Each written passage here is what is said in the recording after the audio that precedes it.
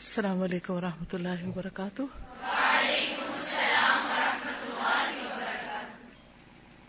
نحمده ونصلی علی رسولہ الکریم، اما بعد فاعوذ باللہ من الشیطان الرجیم، بسم اللہ الرحمن الرحیم، رب اشرح لی صدری ویسر لی امری۔ بنو عامر بن صعصع کا وفد۔ بنو عامر بن صعصع اس وقت میں اللہ کا دشمن عامر بن طفیل بھی تھا، جس نے اصحاب بئر معونہ کے ساتھ دھوکہ کیا تھا۔ کیا کیا تھا ان کے ساتھ؟ کون تھے اصحاب بئر معونہ؟ قراء حضرات تھے، ٹیچرز تھے، اور اربد بن قیس اور جبار بن اسلم بھی تھے۔ یہ اپنی قوم کے سردار اور شیاطین تھے۔ عامر اور اربد بن قیس نے نبی صلی اللہ علیہ وسلم کے قتل کا منصوبہ بنایا تھا۔ جب یہ لوگ مدینہ آئے تو رسول اللہ صلی اللہ علیہ وسلم نے انہیں اسلام کی دعوت دی۔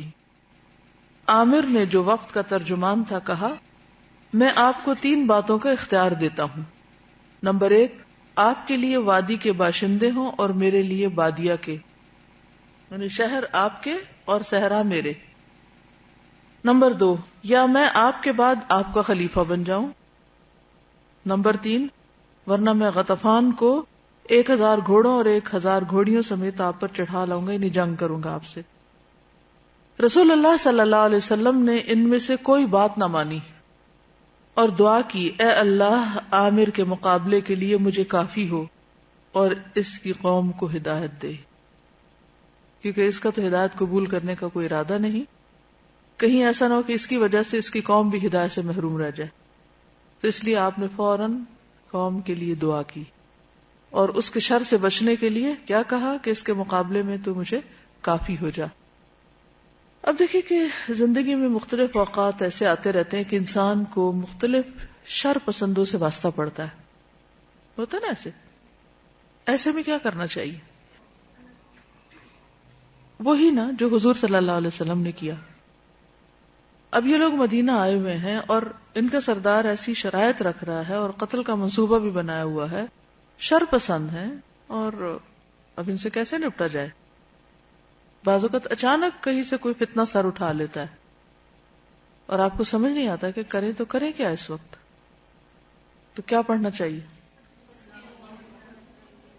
ایاک نستعین میں دعا لکھی ہوئی ہے، اگر آپ نے پڑھنے کی تکلیف گوارا کی ہو۔ کیا؟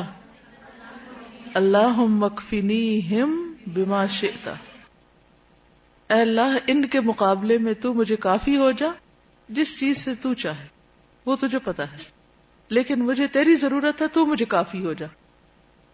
حضرت عثمان رضی اللہ تعالیٰ عنہ کو جب شہید کیا گیا تو اس وقت ان کا خون کس آیت پہ گرا تھا؟ فَسَيَكْفِيكَهُمُ اللَّهُ، پس ان قریب ان کے مقابلے میں تجھے اللہ کافی ہو جائے گا۔ اور یہاں نبی صلی اللہ علیہ وسلم بھی ان کی قوم کے لیے ہدایت کی دعا اور اس شخص کے شر سے بچنے کے لیے کیا فرما رہے ہیں؟ اللہ عامر کے مقابلے کے لیے تو مجھے کافی ہو جا، یعنی تیری ہی مدد مجھے اس کے شر سے بچا سکتی۔ ٹھیک ہے، تو چھوٹی سی دعا ہے، اسے یاد کر لیجئے۔ وہ بھی ہیں، بہت ساری ہیں، لیکن یہ سب سے چھوٹی دعا ہے جس کو یاد کرنا مشکل نہیں ہے۔ ورنہ جو بلا وجہ آپ کے خلاف بدزبانی کرے، مختلف طریقوں سے ستائیں، تو اس وقت آپ یہ بھی پڑھ سکتے ہیں، اللہم انا نجعلک فی نحورہم، نحور نحر کو کہتے ہیں نا، گلا خراب ہو تو بولنا مشکل ہوتا ہے، تو اللہم انا نجعلک فی نحورہم، ان کے گلوں پہ ہم آپ کو رکھتے ہیں، ان کی بدزبانیاں بند ہوں، یا پھر جو بھی یہ شر پھیلا رہے ہیں اس کے مقابلے میں۔ وَنَعُوذُ بِكَ مِن شُرُورِهِمْ، یہ بھی کتنی مختصر اور کتنی مفید دعا ہے۔ تو اللہ کے رسول صلی اللہ علیہ وسلم اس وقت فوج بھی رکھتے ہیں، طاقت بھی ہے، اتھارٹی بھی ہے، عرب مسلمان ہو چکے ہیں تقریباً، آپ کے پاس انسانوں کی میجورٹی ہے جو آپ کا ساتھ دے سکتی، لیکن اس کے باوجود آپ نے کس کو پکارا؟ یہ نہیں کہا کہ ابو بکر ذرا بلا لیں نا کچھ لوگوں کو تو ان کا کام تمام کرتے ہیں، اللہ تو مجھے کافی ہو جائے۔ اس وقت مجھے کیا کرنا چاہیے تو زیادہ بہتر جانتا ہے. تو بندہ مومن کے ایمان کی علامت یہی ہوتی ہے کہ جب اس پر کوئی مشکل آتی ہے تو سب سے پہلے وہ اپنے رب کو یاد کرتا ہے اور اس کو مدد کے لیے پکارتا ہے. یہ ایک معیار ہے، میزان ہے، کرائیٹیریا ہے آپ کے اپنے ایمان کو جج کرنے کے لیے کہ تکلیف کے وقت میں پہلی یاد کس کی آئی، کس کا خیال آیا، کس کو پکارا. تو اس کی پریکٹس کرتے رہے حتیٰ کہ بس ایک رب باقی رہ جائے جس کو آپ سب سے پہلے پکاریں. ٹھیک ہے نا؟ اب جب کوئی تکلیف آئے تو ہمارے منہ سے کیا نکلتا ہے اس کو بھی اپنے کو خود نوٹس کریں، کیونکہ ہمیں بچپن کی عادتیں پڑی ہوئی ہیں نا، مختلف قسم کی آوازیں نکالنے کی اور مختلف طریقے سے اظہار کرنے کی. تو اس میں بھی پیچھے بھی ہم پڑھ چکے ہیں کہ سی کہنے کے بجائے بسم اللہ کہیں تو اس کا اثر کچھ اور ہوتا ہے، لیکن وہ کہیں کب، یاد کہاں سے رہے. تو انشاءاللہ اگر ہمیں یاد رہے گا تو پھر ہمارے آس پاس سننے والوں کو بھی عادت پڑے گی. لیکن بات یہی ہے کہ هو الاول هو الآخر، وہی اول وہی آخر، یہی اصل عقیدہ توحید ہے. ادھر جس وقت عامر باتیں کر رہا تھا، اربد گھوم کر نبی صلی اللہ علیہ وسلم کے پیچھے گیا اور اپنی تلوار میان سے ایک بالش نکالی. بالش سے منع کہا یعنی کہ پوری نہیں نکالی، اتنی بس نکالی باہر ابھی. مگر اللہ نے اس کا ہاتھ پکڑ لیا اور وہ تلوار سونتنے پر قادر ہی نہ ہو سکا. یہ تھی اللہ کو پکارنے کا انسٹنٹ جواب. یعنی کہ مل کے انہوں نے سازش کی تھی آپ کو قتل کرنے. ایک بات کر رہا ہے اور ایک پیچھے ہو کر تلوار نکالنے لگا ہے. اب اس کو تلوار چلانے سے کون روک سکتا تھا اس وقت میں؟ صرف اللہ. جیسے پیچھے بھی ایک واقعہ آپ نے پڑھا تھا نا، کیا وہ شخص تلوار اٹھا کے کھڑا ہو گیا جب آپ تنہا درخت کے نیچے آرام فرما رہے تھے، تو آپ نے کیا جواب دیا تھا کہ مجھے کون کافی ہے؟ میرا اللہ. تو زندگی میں بعض اوقات اچانک کسی مشکل کا انسان کو سامنا ہوتا ہے، تو اس کی اتنی پریکٹس ہمیں پہلے سے ہونی چاہیے کہ اس وقت بس اللہ ہی کو پکارے اور اللہ ہی کافی ہو سکتا ہے. ابراہیم علیہ السلام کو جب آگ میں پھینکنے لگے تھے تو کیا کہا تھا انہوں نے؟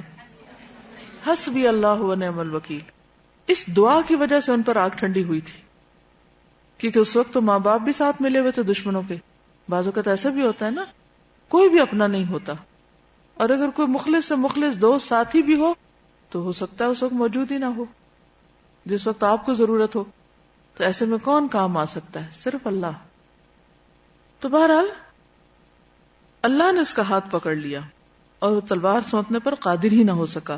جب یہ لوگ واپس ہوئے تو راستے میں عامر اپنی قوم بنو سلول کی ایک عورت کے پاس اترا، اسی کے گھر میں سو گیا. اسی دوران اللہ نے اس پر طاعون بھیج دیا اور اس کے حلق میں گلٹی نکل آئی. اس نے کہا اونٹ کی گلٹی جیسی گلٹی، لمپ، اور ایک سلولی عورت کے گھر میں موت، میرے پاس میرا گھوڑا لاؤ، یعنی میں یہاں نہیں مرنا چاہتا. چنانچہ وہ سوار ہوا اور گھوڑے ہی پر مر گیا. ادھر اربد اور اس کے اونٹ پر اللہ نے بجلی بھیج دی، دونوں جل مرے. اور اس بارے میں اللہ نے یہ آیت نازل فرمائی وَيُسَبِّحُ الرَّعْدُ بِحَمْدِهِ وَالْمَلَائِكَةُ مِنْ خِيفَتِهِ وَيُرْسِلُ الصَّوَاعِقَ فَيُصِيبُ بِهَا مَنْ يَشَاءُ وَهُمْ يُجَادِلُونَ فِي اللَّهِ وَهُوَ شَدِيدُ الْمِحَالِ. لوگ اللہ کے بارے میں جھگڑ رہے ہیں، یا اس حال میں کہ لوگ اللہ کے بارے میں جھگڑ رہے ہوتے ہیں اور اچانک ان پر بجلی آ پڑتی ہے، حالانکہ وہ سخت پکڑنے والا ہے. ان دونوں کا قصہ انہی کے قبیلے بنو عامر کے ایک صحابی حضرت معلہ بن جمیل نے روایت کیا ہے. یعنی ان دونوں کے ساتھ راستے میں کیا ہوا، کیسے ہوا، یہ انہوں نے روایت کیا. یہ بھی نبی صلی اللہ علیہ وسلم کے پاس آئے تھے اور مسلمان ہو گئے تھے. ان کی عمر 20 سال تھی. انہوں نے بیعت کی، آپ کا دانا ہاتھ چھوا اور اپنے اونٹ نبی صلی اللہ علیہ وسلم کی خدمت میں پیش کیے. آپ نے 2 سالہ مادہ اونٹنی صدقے میں لے لی، یعنی قبول کر لی، اپنے لیے نہیں، یعنی چونکہ صدقات لوگ آپ کے پاس لاتے تھے اس لیے اسی سینس میں. اس کے بعد وہ حضرت ابو ہریرہ کے ساتھ رہے اور بحالت اسلام 100 سال زندہ رہے. انہیں ان کی فصاحت کے سبب 2 زبانوں والا کہا جاتا ہے کہ ان کو اللہ نے گویا 2 زبانیں دی ہیں. بنو حنیفہ کا وفد، یہ وفد 9 ہجری میں آیا.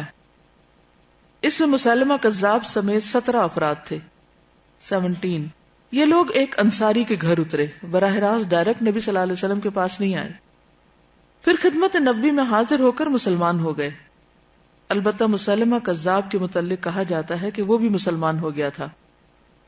مزید کہا جاتا ہے کہ وہ پیچھے رہ گیا تھا اور خدمت نبوی میں حاضر ہی نہ ہوا تھا۔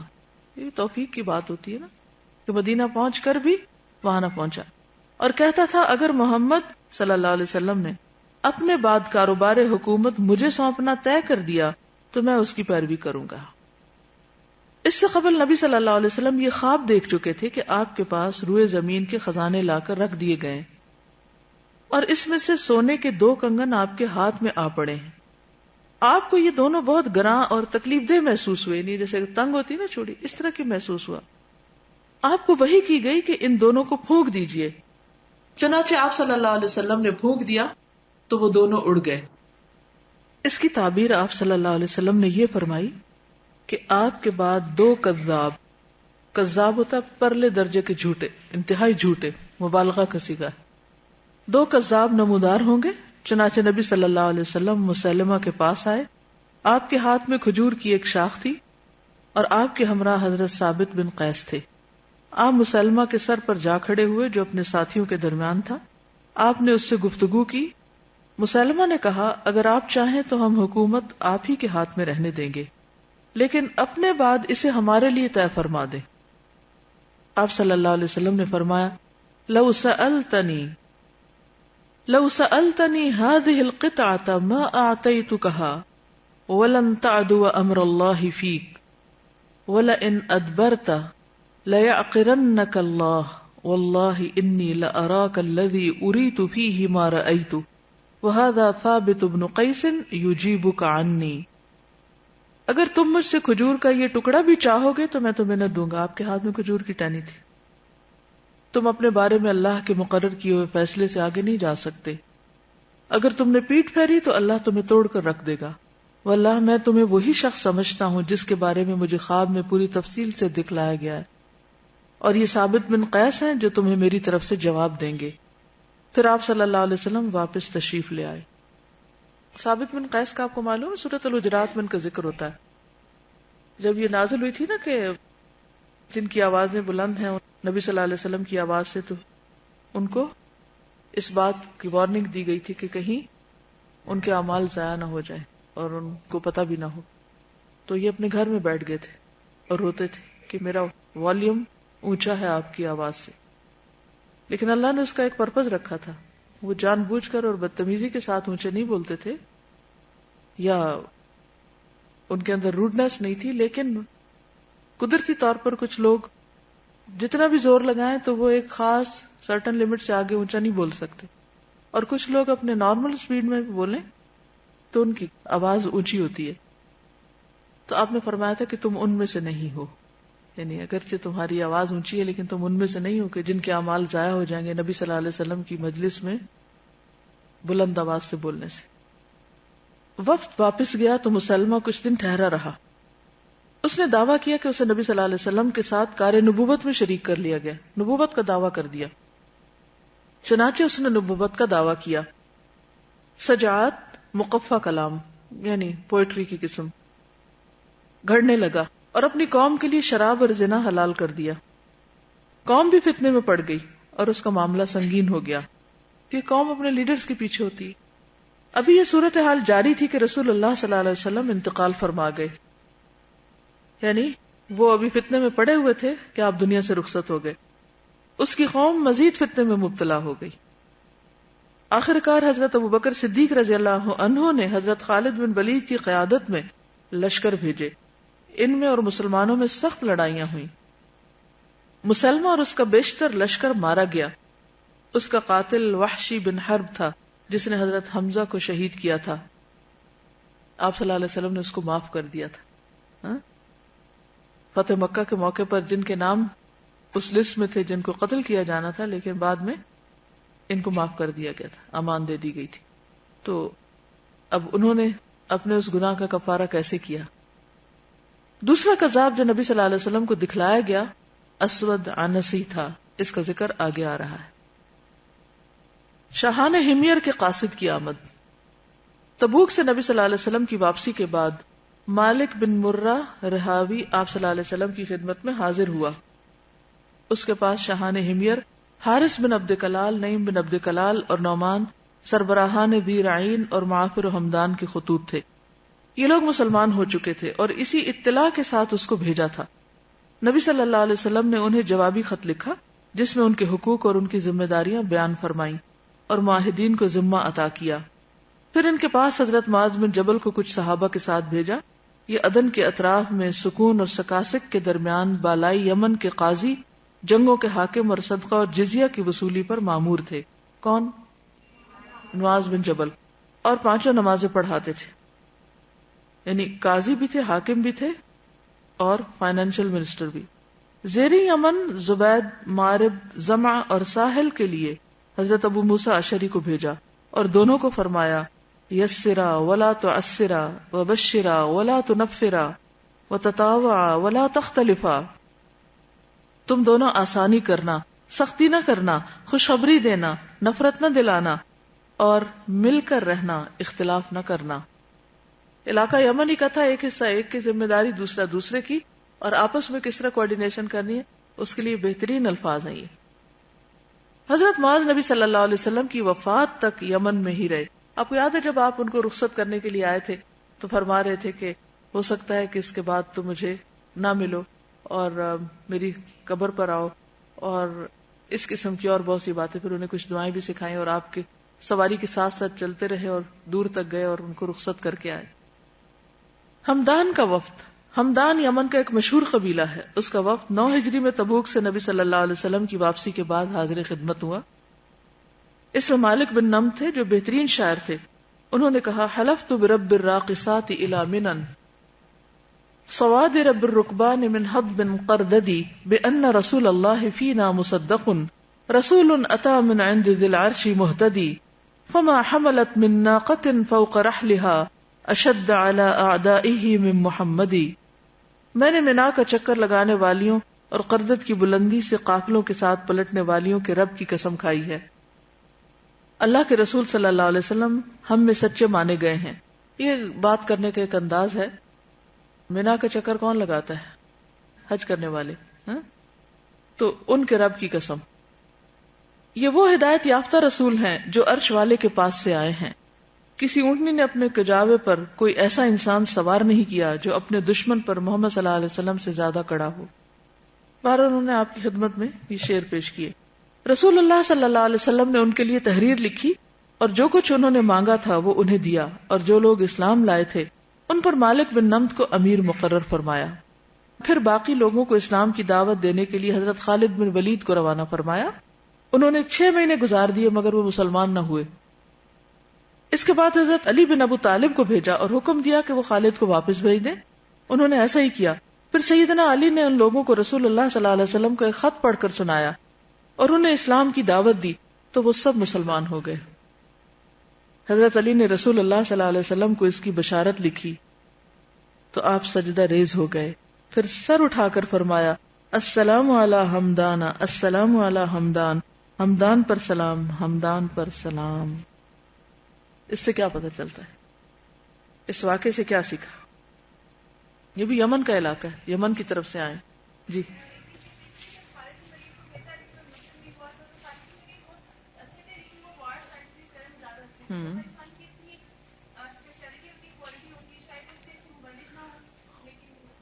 کیونکہ خالد بن ولید کا دماغ اور طرح کام کرتا تھا.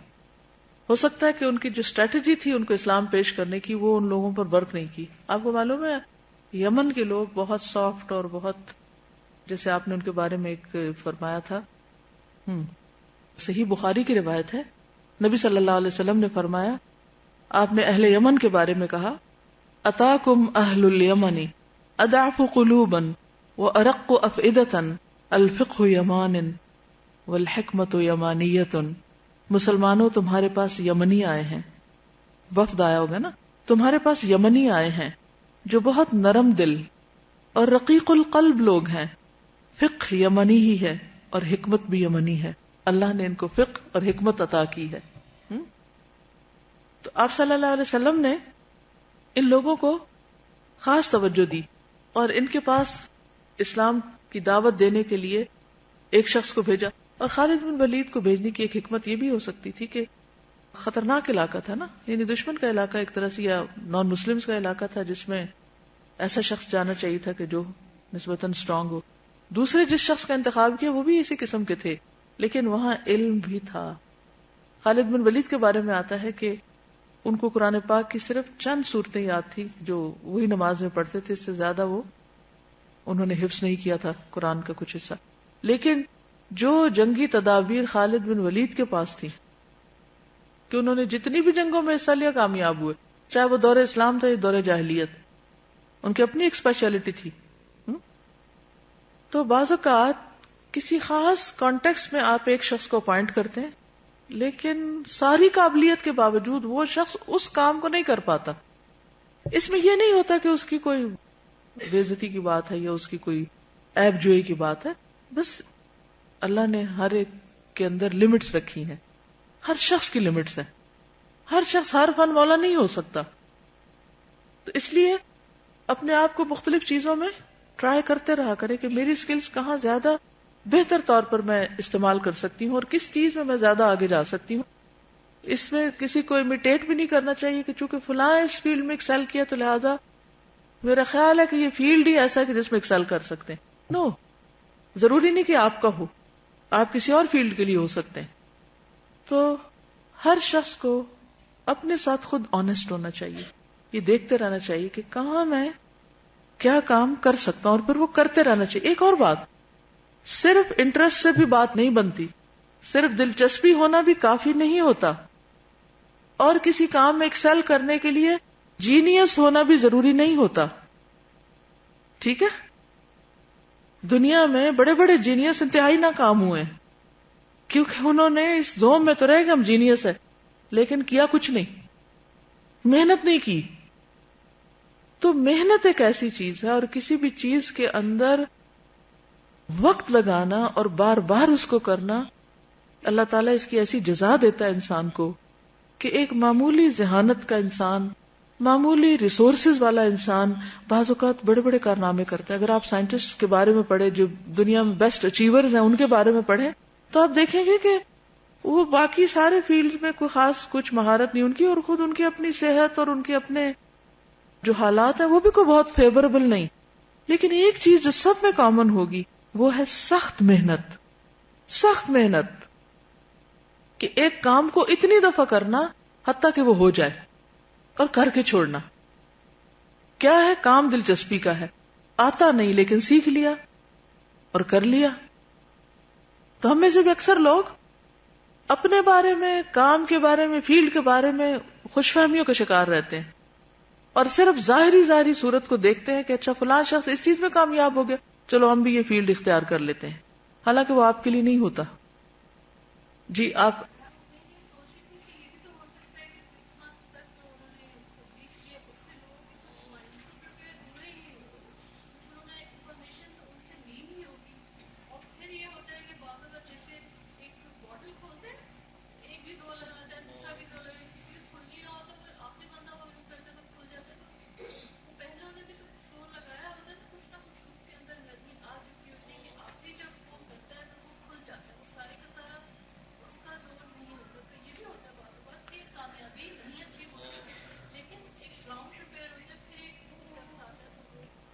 بالکل. اور دوسری بات یہ کہ وہ کچھ لوگ تو ہمت ہار کے بوتل رکھ ہی دیتے ہیں، اس نے کھلنا ہی کوئی نہیں، رکھ دو، بیکار ہوگی پھینک دو، لیکن چیز تک نہیں پہنچتے. لیکن کچھ لوگ ڈٹرمنڈ ہوتے ہیں، وہ ایک طریقہ دوسرا تیسرا کرتے رہتے محنت کرتے رہتے حتیٰ کہ اس بوتل کو کھول ہی لیتے ہیں. اکثر لوگ جو کامیاب نہیں ہو پاتے وہ اس لیے نہیں ہو پاتے کہ کامیابی کے بالکل قریب پہنچے ہوئے ہوتے ہیں اور وہاں وہ ہمت ہار بیٹھتے ہیں. ایک سٹیپ رہتا ہے، جسٹ اے سٹیپ اہیڈ، لیکن وہ کہتے ہیں بس اب ہم تھک گئے، اب نہیں کر سکتے. تو اگر آپ نے کوئی ارادہ کر لیا ہے تو توکل علی اللہ اور پھر پیچھے نہیں ہٹے، کر کے دم لے چاہے کتنی بھی محنت لگے.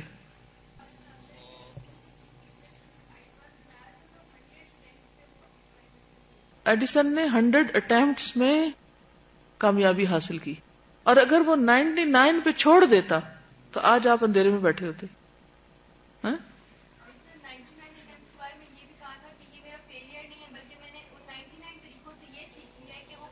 یس بالکل بالکل. یعنی کہ 99 فیلئر نہیں تھا بلکہ 99 سے یہ سیکھا کہ وہ کون سا طریقہ ہے کہ جس سے کامیابی ہو سکتی ہے. صلی اللہ علیہ وسلم. یس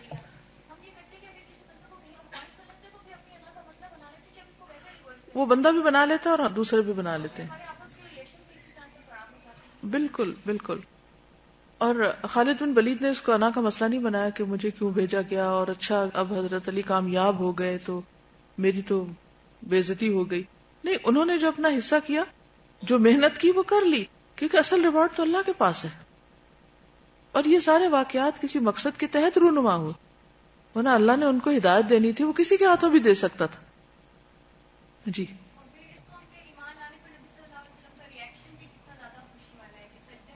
بالکل.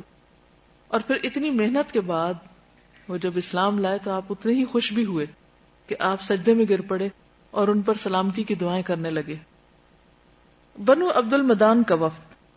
اس کے بعد رسول اللہ صلی اللہ علیہ وسلم نے ربیع الاخر 10 ہجری میں حضرت خالد بن ولید کو سرزمین یمن کے علاقے نجران میں بنو عبد المدان کے پاس روانہ کیا کہ انہیں 3 دن تک اسلام کی دعوت دیں، اگر وہ نہ مانے تو لڑائی کریں. چنانچہ وہاں پہنچ کر خالد نے سواروں کو ہر طرف اسلام کی دعوت دینے کے لیے بھیج دیا، جو کہتے تھے لوگو اسلام لاؤ سالم رہو گے. لوگ مسلمان ہو گئے. حضرت خالد نے ان کے درمیان ایسے لوگوں کو مقرر کیا جو انہیں اسلام کی تعلیم دیں، اور رسول اللہ صلی اللہ علیہ وسلم کو اس کی اطلاع لکھ بھیجی. آپ صلی اللہ علیہ وسلم نے حضرت خالد کو پیغام دیا کہ ان کا وفد لے کر آئیں. حضرت خالد نے ایسا ہی کیا. جب وہ لوگ آپ کے پاس پہنچے تو آپ نے دریافت فرمایا بما کنتم تغلبون من قاتلکم فی الجاہلیہ، جاہلیت میں جو تم سے لڑتا تھا اس پر تم لوگ کس وجہ سے غالب آتے تھے، کیسے کامیاب ہوتے تھے؟ انہوں نے کہا ہم یکجا ہوتے تھے، متفرق نہ ہوتے تھے، اختلاف نہیں کرتے تھے، اور کسی پر ظلم کا آغاز نہ کرتے تھے، یعنی ہم نہیں جنگ چھیڑتے تھے. آپ صلی اللہ علیہ وسلم نے فرمایا صدقتم، تم لوگوں نے سچ کہا. آپ نے حضرت قیس بن حسین کو ان کا امیر مقرر کیا. وہ لوگ شوال کے آخر یا ذی القعدہ کے شروع میں اپنی قوم کے پاس واپس گئے. پھر آپ صلی اللہ علیہ وسلم نے ان کے پاس حضرت عمرو ابن حزم کو بھیجا کہ انہیں دین سمجھائیں، سنت اور اسلام کی چیدہ چیدہ باتیں سکھائیں اور ان سے صدقات وصول کریں. آپ صلی اللہ علیہ وسلم نے اس کے متعلق انہیں ایک تحریر بھی دی جو بہت مشہور ہے. اس واقعے سے کیا باتیں سیکھی آپ نے؟ اگین خالد بن ولید کو بھیجا. اب 6 مہینے کا ٹائم نہیں دیا، 3 دن دیا. اور خالد بن ولید نے اپنے سواروں کو ہر علاقے میں بھیج دیا کیونکہ 3 دن میں کام مکمل کرنا تھا، اسائنمنٹ مکمل کرنی تھی. اور میسج بھی بتایا، اور وہ میسج کیا تھا؟ لوگوں اسلام لو سلامت رہو گے. اسٹریٹجی چینج کر دی گئی نا. ایک ہی کام ہے، طریقے مختلف ہیں. وائے؟ اس لیے کہ لوگ مختلف ہیں. یہی حکمت ہوتی ہے، کس جگہ کون سا طریقہ، کس کے ساتھ کون سا رویہ اختیار کرنا ہے. دوسری بات یہ کہ آپ نے کہا کہ ان میں سے کچھ لوگ لے کر آئیں واپس، آپ ان سے ملنا چاہتے تھے. انہوں نے حکم کی تعمیل کی. حضرت خالد نے صرف اسلام کی طرف نہیں بلایا بلکہ کیا کیا؟ تعلیم کا انتظام بھی کیا. پھر آپ صلی اللہ علیہ وسلم نے مزید حضرت عمرو بن حزم کو ان کی تعلیم کے لیے مقرر کیا. اس سے کیا پتہ چلتا ہے؟ صرف اسلام لانا کافی نہیں ہے، ایسے لوگوں کی تعلیم کا بندوبست کرنا بھی ضروری ہے.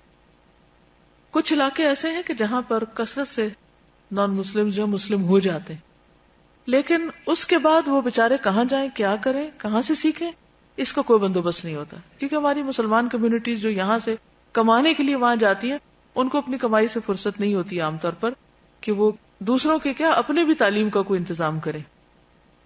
تو اس لیے بہت ضروری ہے کہ اگر آپ کے ہاتھوں اللہ کسی کو مسلمان بنائے تو اگلی فکر فوراً ہی کرے کہ اب یہ نماز کہاں سے سیکھے گا، دین کی باقی ضروری باتیں جس کے بغیر کوئی مسلمان ہو نہیں سکتا وہ کہاں سے سیکھے گا، کہاں سے سیکھے گا، کہاں سے سیکھے گا، کن مسلمانوں سے؟ جن کو خود کچھ آتا ہو. سمجھ گئے؟ وہی سکھائیں گے نا. تو اس لیے کچھ مسلمان ایسے ہونے چاہیے نا جو سکھانے کے لائق ہو. نہیں سمجھ آئی؟ کس کے لیے کہہ رہی ہوں؟ جی ہاں. پھر جب آپ جائیں کسی ایسے ملک، کسی ایسی جگہ، کسی ایسے علاقے میں کہ جہاں لوگوں کو دین سیکھنے کی ضرورت ہے، تو وہاں گھر نہ بیٹھ جائیں کہ کسی کو خبر ہی نہ ہونے دیں. نہیں کسی کو نہیں بتانا، ورنہ لوگ میرے پیچھے پڑ جائیں گے کہ ہمیں بھی سکھاؤ.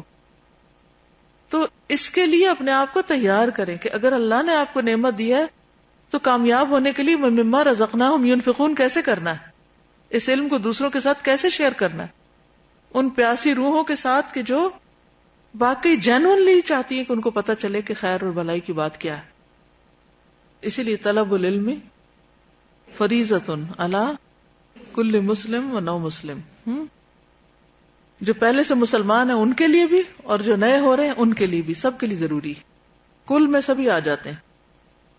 بنو مدھج کا اسلام یہ بھی ایک یمنی قبیلہ ہے. رسول اللہ صلی اللہ علیہ وسلم نے ان کے پاس حضرت علی بن ابو طالب کو رمضان 10 ہجری میں اسلام کی دعوت کے لیے بھیجا اور حکم دیا کہ جب تک وہ لڑائی نہ کرے لڑائی نہ کرنا. پھر اسٹریٹجی تبدیل ہے. خالد بن ولید کو کہا کہ 3 دن تک بس دعوت دینا. حضرت علی رضی اللہ تعالیٰ ان کے پاس پہنچے، ان کی جمعیت کا سامنا ہوا تو انہیں اسلام کی دعوت دی، مگر انہوں نے انکار کر دیا اور مسلمانوں پر تیر چلائے.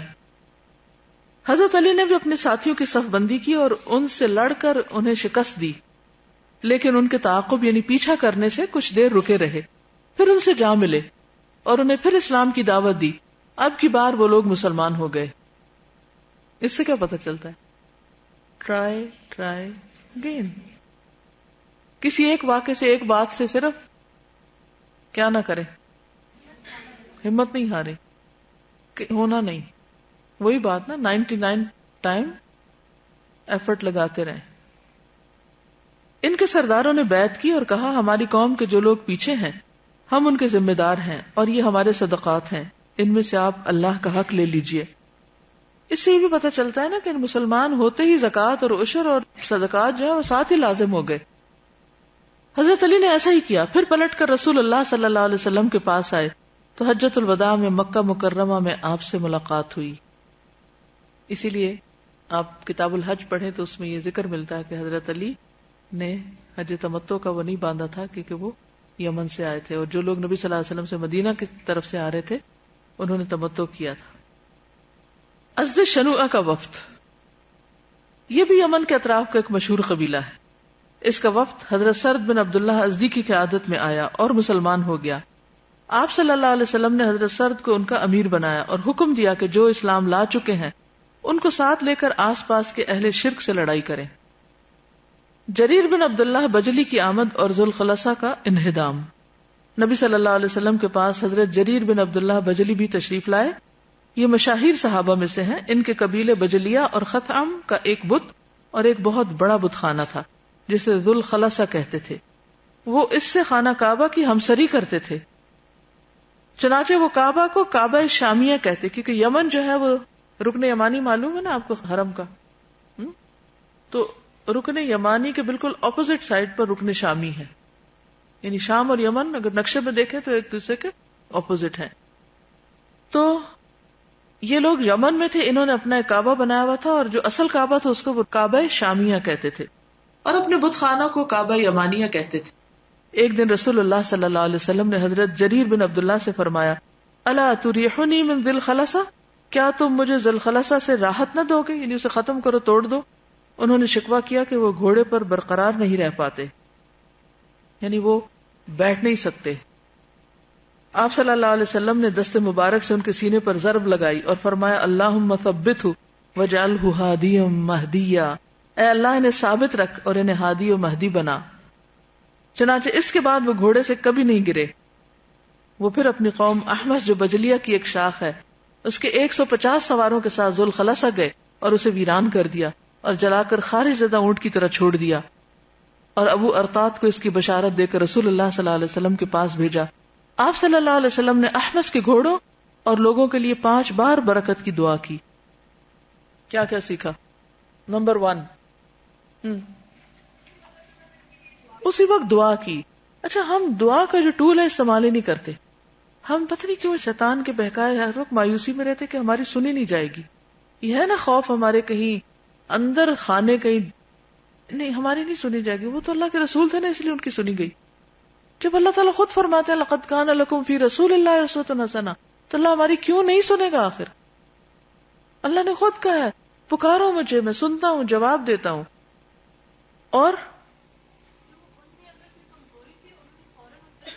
ہاں بالکل انہوں نے جو کہتے ہیں نا شرما شرمی ایکسپٹ نہیں کر لیا. اچھا ٹھیک ہے آپ نے چونکہ کہا اس لیے میں کر سکتا ہوں کہ نہیں کر سکتا اب تو میں کچھ کر ہی لوں گا اور پھر جا کے کیا بھی نہ.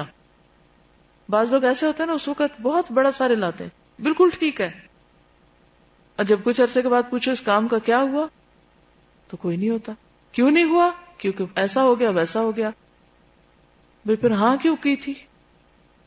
نہیں کرنی چاہیے نا. ہاں اس وقت اپنی وجہ عذر مجبوری بتا دینی چاہیے کہ میرے اندر یہ ویکنس ہے یہ میرا مسئلہ ہے یہ میرا پرابلم ہے اس لیے میں یہ نہیں کر سکتا. تو اگر آپ ہی کی قسمت میں وہ کام ہے تو آپ کے لیے دعا کی جائے گی آپ کو سپورٹ دی جائے گی آپ کی ہمت بندائی جائے گی آپ کی کنفیوژن دور کر دی جائے گی. اور اگر آپ اس قابل نہیں تو کسی اور کو دے دیا جائے گا کام. لیکن جھوٹے وعدے کرنا ہم سب کو چھوڑ دینا چاہیے کیونکہ یہ ایک بہت بڑی خرابی ہے کاموں کے آگے نہ بڑھنے کی. جھوٹے لارے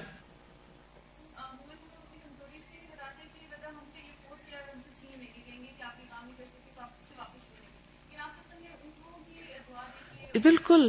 یعنی عام طور پر ہم یہ کیوں نہیں بتاتے کسی کو اپنی ویکنس کہ پھر یہ ویکنس پتہ چل گئی تو میری تو پوسٹ ہی چلی جائے گی میری تو جاب ہی چلی جائے گی میری تو جگہ ہی چلی جائے گی.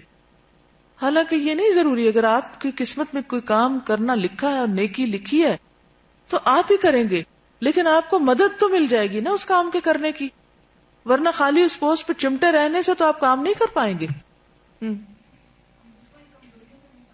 جی اس میں سمجھنے والوں کا بھی قصور ہے کہ بعض اوقات کوئی اپنا عذر پیش بھی کرے تو ہم اس کو مانتے ہی نہیں ہیں. مانے اور اس کا علاج کریں انکار نہ کریں. جی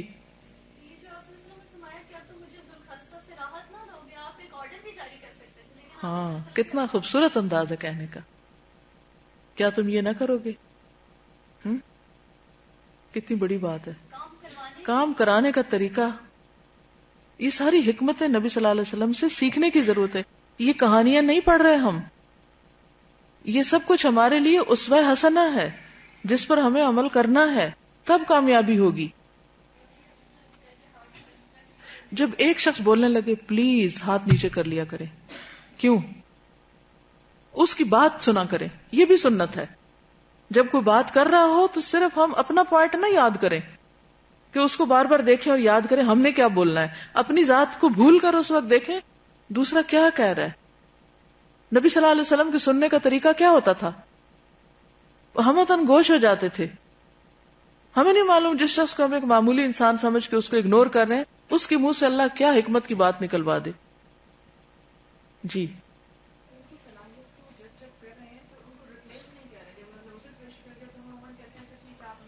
ہاں بالکل. یعنی کہ انہوں نے جب اپنا عذر پیش کیا تو آپ نے یہ نہیں کہا کہ ہاں ٹھیک ہے تم نہیں کرتے تو کوئی اور کر لے گا. اس کو ہی اس کام کے لیے تیار کیا. جی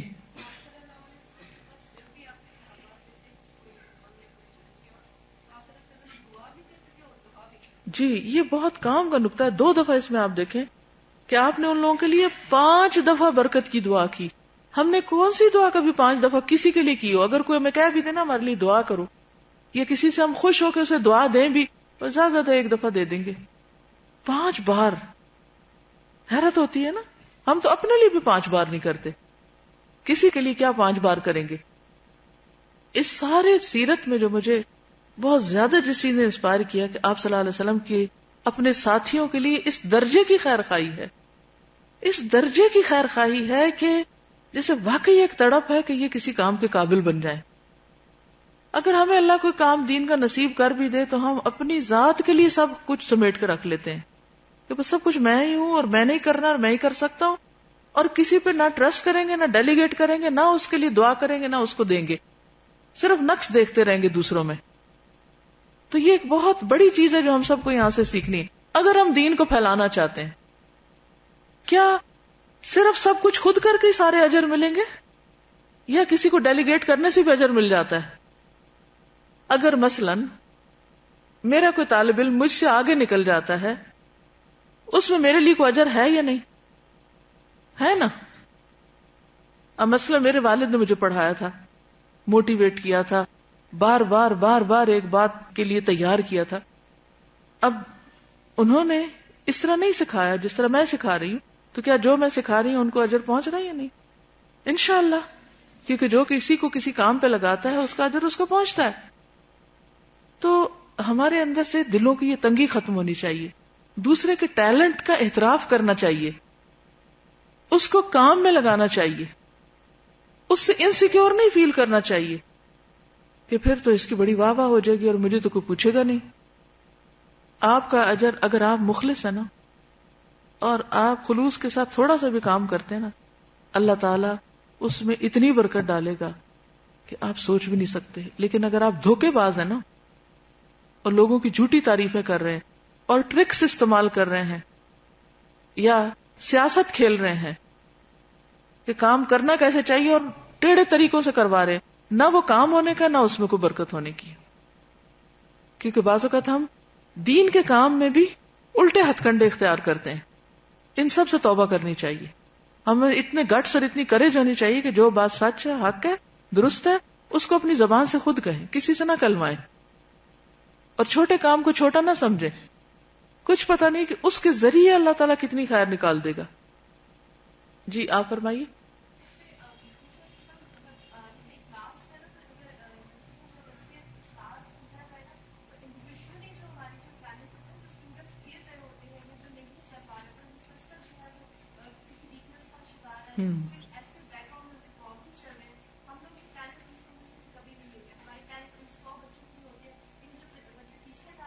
وہ بےچارے پیچھے ہی رہ جاتے، لیکن آپ نے کسی کو پیچھے نہیں رہنے دیا. یہ بہت بڑی بات ہے نا، پیچھے نہیں رہنے دیا، ہمت بندھا کے آگے کہ تم کر سکتے ہو. اور ایک والدین یا بڑے یا استاد یا جو بھی کوئی ہے، اس کا یہ کہنا جو ہے، اس سے بھی یعنی کہ ایک بے جان چیز میں ایک جان پڑ جاتی. جان پڑنے کا مطلب یہ ہے کہ جو کچھ نہیں کر رہا وہ بھی اٹھ کے کچھ کرنے کے قابل ہو جاتا ہے. جی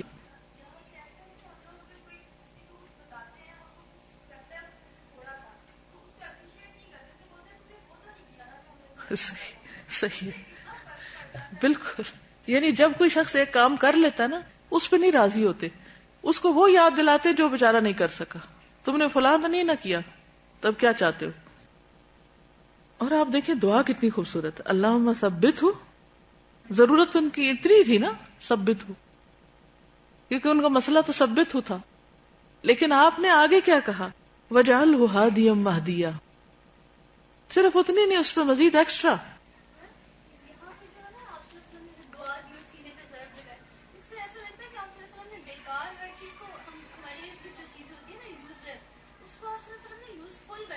بالکل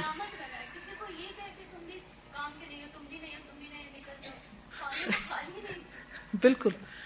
اور پھر آپ دیکھیں کہ یہ جو سینے پہ ضرب لگانے کا عمل ہے، یہ بھی کئی دفعہ ہوا ہے.